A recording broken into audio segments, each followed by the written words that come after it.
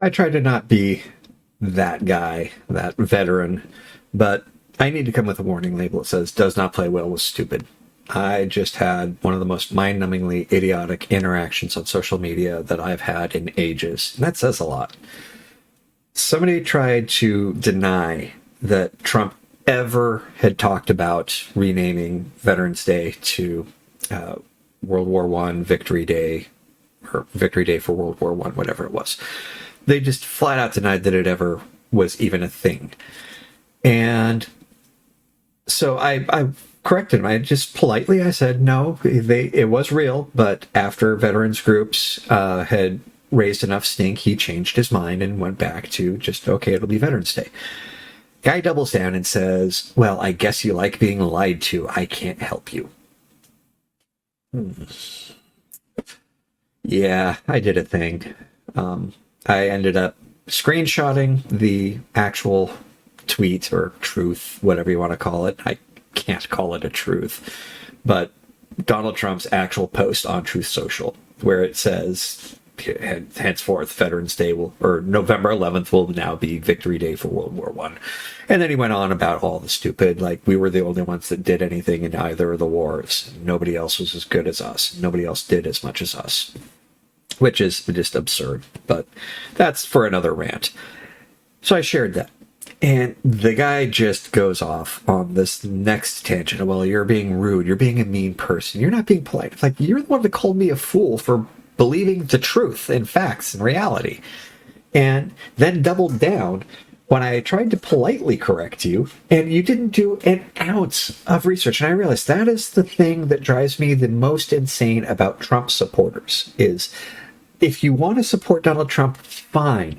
But if you're going to deny and flat out lie about things that he says or does, that is where I get spicy, shall we say, and say mean things and call people names, because it just, there's no excuse at some point. And I try to be a better person. I try not to go to name calling, but it happens because it's like dealing with a person, a flat earther, is about the same mentality of this is my belief, and it does not matter what proof or evidence there is. It doesn't matter how crazy insane it is.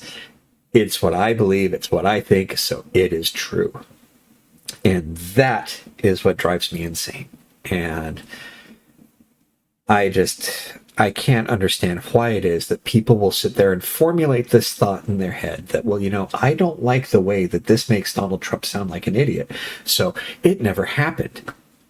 He tweeted it himself. You can go read it from him. And then this guy has the gall to come along and actually share a screen cap of the truth posting, say, you forgot to mention this. I'm like, asshole, I shared the entire thing. It's like, you can look and yeah, I shared the entire post. He shares the entire post. Yeah.